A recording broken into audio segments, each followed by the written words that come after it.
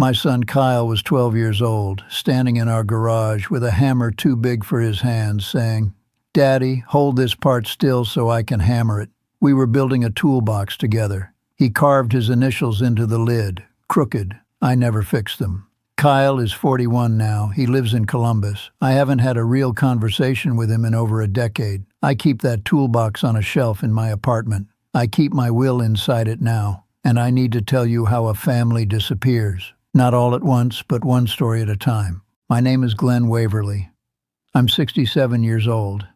I live in a 2-bedroom apartment in Kettering, Ohio, which is just south of Dayton, if you don't know the area. And I'm going to tell you something I've never said out loud to anyone, not even my buddy Ray, not even myself most days.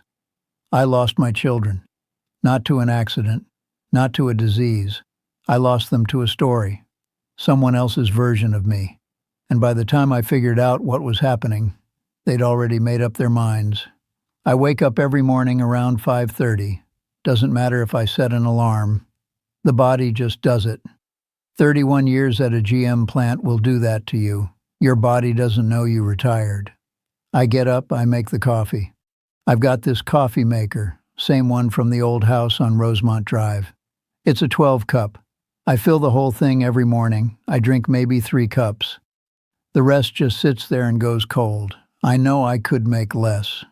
I know that. I fill it up. The kitchen table is the thing people would notice if they came in here, which they don't, but if they did. It's a 6-seater, oak, heavy. It takes up most of the room. I had to angle it sideways just to fit it through the door when I moved. This apartment is built for a small table, maybe one of those round ones for 2, but I kept this one. This is the table my family ate at. Sunday dinners, homework, birthdays. Kyle carved his initials into the underside when he was 9, thought I didn't know about it. I knew about it. I eat at one end, the other 5 chairs just sit there. My phone stays on the table, face up, ringer on full. I check it first thing when I come out of the bedroom. Not because I'm expecting anything. I don't know. I check it the way you check the front door before bed. You know it's locked. You check anyway. There's a second bedroom. I keep the door closed mostly. It's where I put the things I didn't know what to do with when I moved.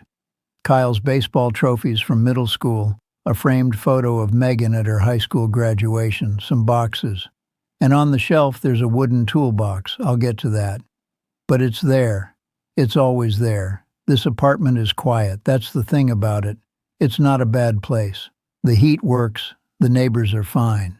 It's just quiet in a way that a place shouldn't be when you're not the kind of person who wanted quiet.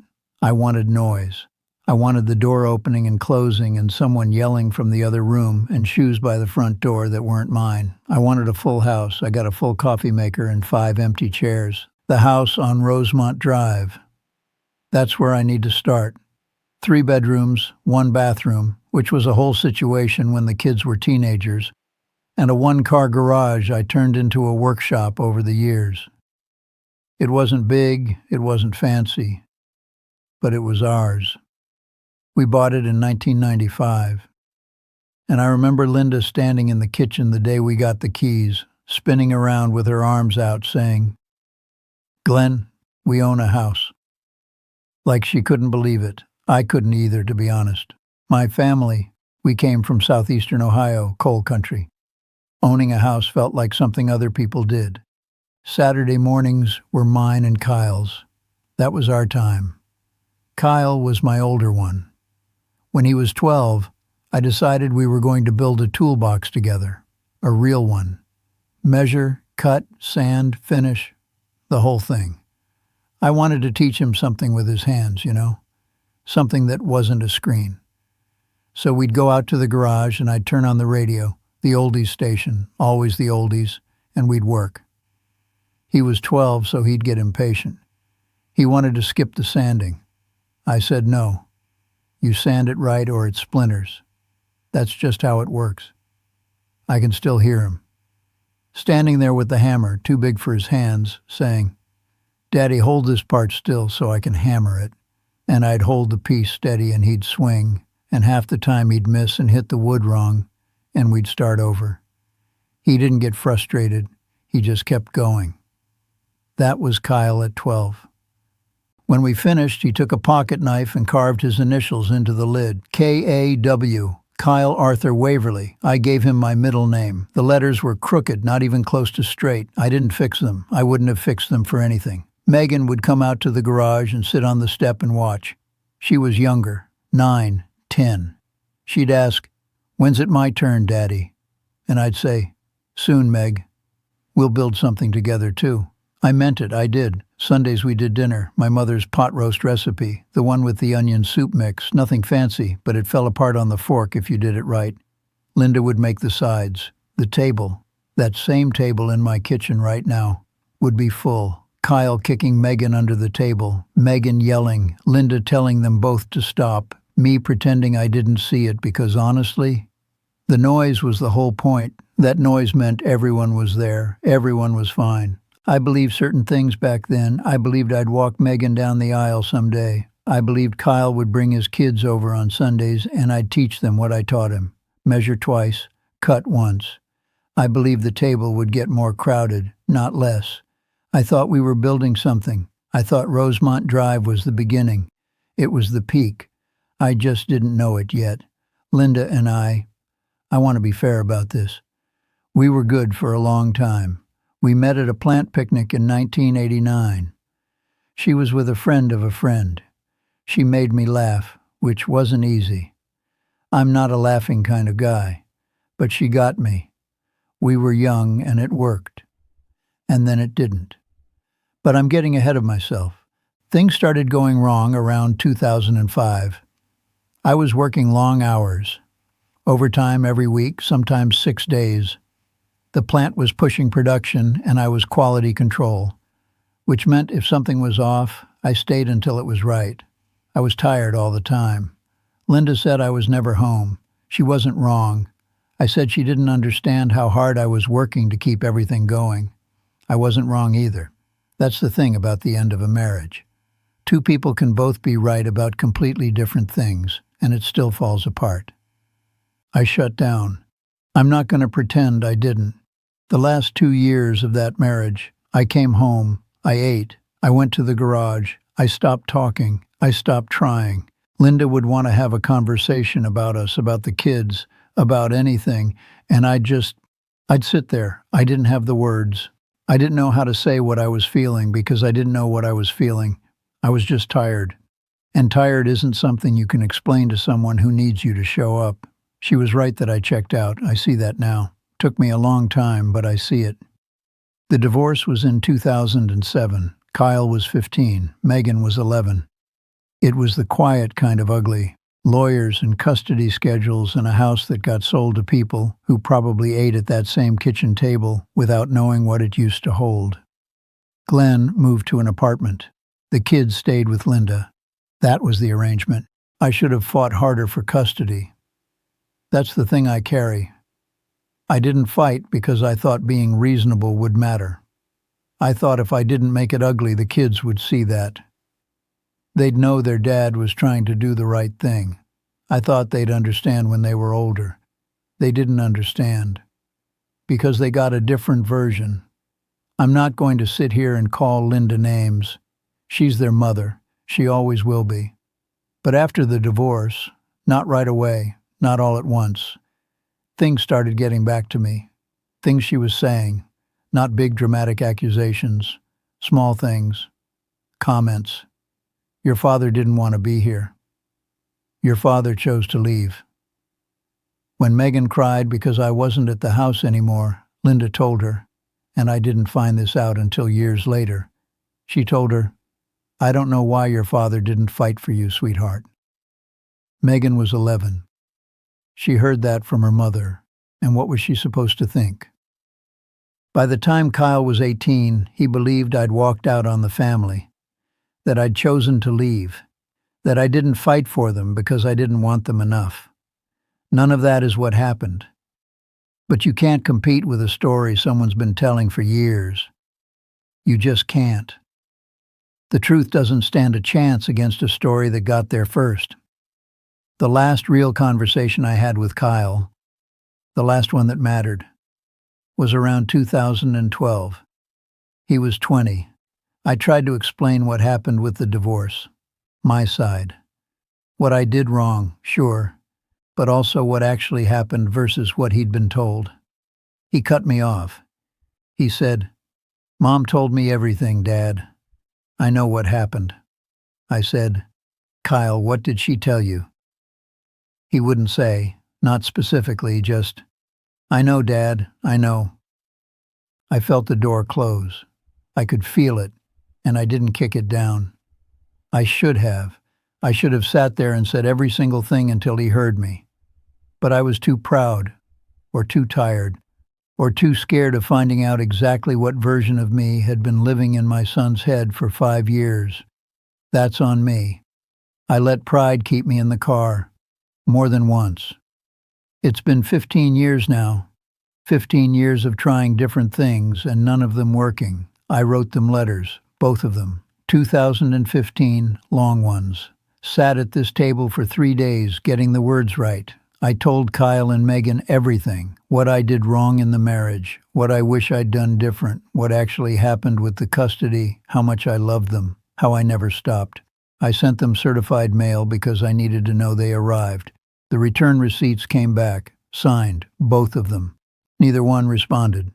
Not a word, not a call, nothing. I don't even know if they read them or if they just signed for the envelope and threw it away. That not knowing, I think about it more than I should. Did they read it and not care? Or did they never even open it? I don't know which one is worse. I do this thing Ray finally called me out on. I drive toward Columbus. Kyle lives in Columbus, works in logistics, has a wife, 2 kids. I'll be sitting here on a Saturday and something just pulls. I get in the car. I get on I-70, and I drive. I've made it halfway, past Springfield, past the exits I know, and then I pull over, every time. I pull into a gas station or a rest stop and I just sit there with the engine running and I think, what am I going to say? What am I going to do? Knock on his door, introduce myself to grandkids who don't know I exist. I've done it 6 times, maybe 7. Ray finally said to me, we were in his garage working on his truck. He said, "Glenn, you got to stop driving halfway to Columbus and turning around. Either go or don't. But this halfway stuff is killing you." He's right. I know he's right. I still do it. The phone thing. I need to tell you about the phone thing with Megan. It was Mother's Day, 2021. Megan lives in Charlotte now. Married a guy named David. He's a physical therapist. They have a daughter. But I'll get to that. I decided I was going to text her. Mother's Day. Keep it simple. Don't push. I sat at this table, and I wrote that text message for an hour. An hour. For 2 sentences. I kept rewriting it. Too much. Too little. Too needy. Not enough. I finally sent, "Happy Mother's Day, Megan. I'm proud of you." 5 words and a name. That's what I could fit through the door without it closing. She sent back a thumbs up emoji. I stared at that little icon for I don't know how long.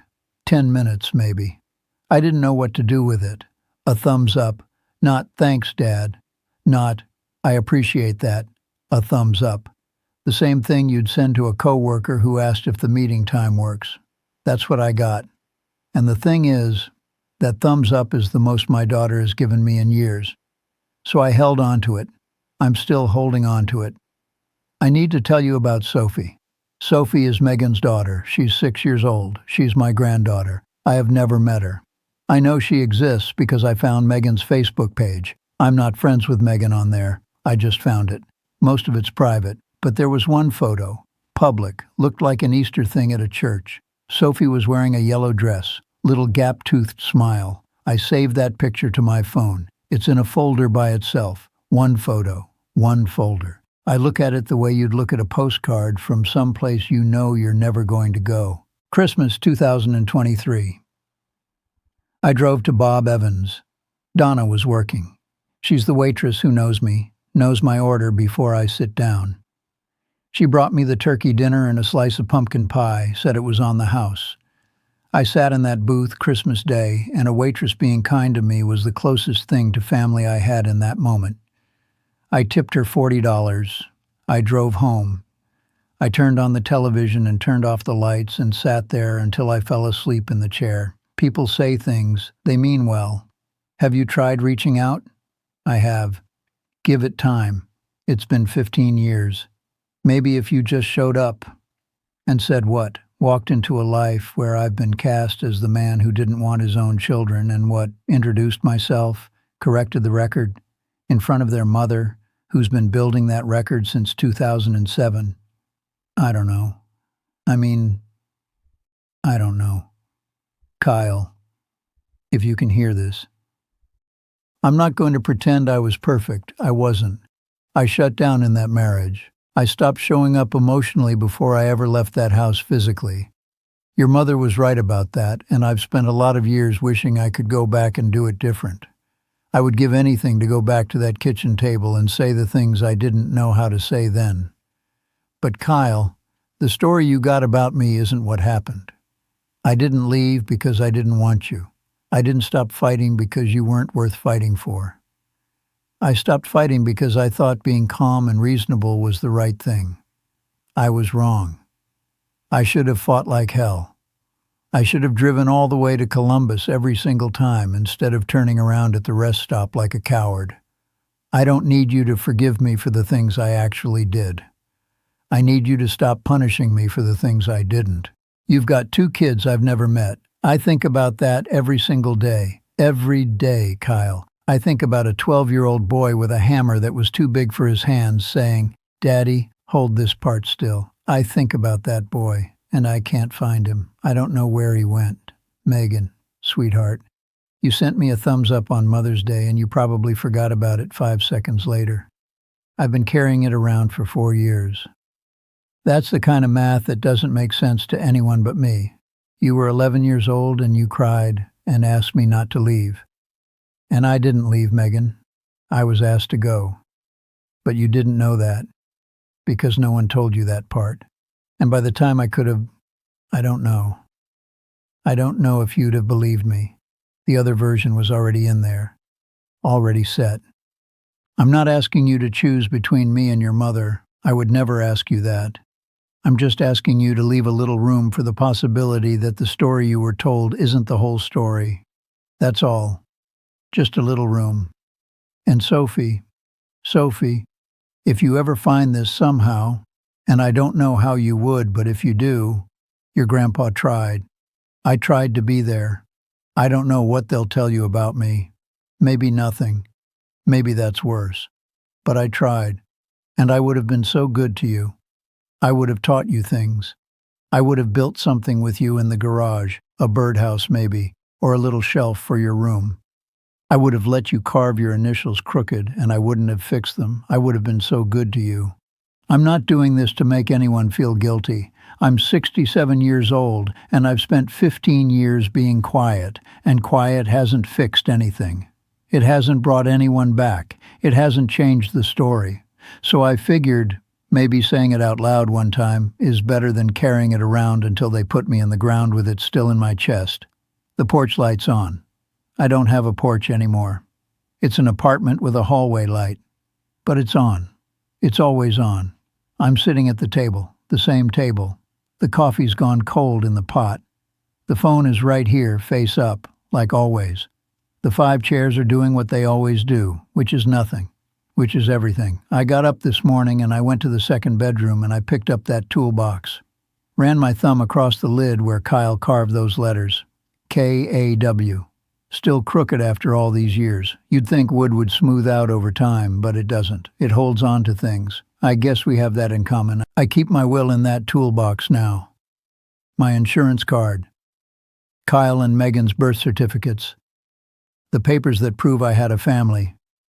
I keep them in the thing my son built with me on a Saturday morning when he was 12 years old and he still wanted me around. That's the thing. That's the whole thing. If you're sitting in your own silence right now, if you know what it's like to fill a coffee maker for one person and check a phone that doesn't ring, I see you. I'm sitting right here in mine. And if you're watching this and you haven't called your father in a while, I'm not telling you what to do. I'm just telling you he's waiting. He might not say it. He might be too proud or too tired or too scared of hearing that the door is closed for good. But he's waiting. He's been waiting a long time. Share this if you understand. And if someone came to mind while you were listening, maybe that's worth paying attention to.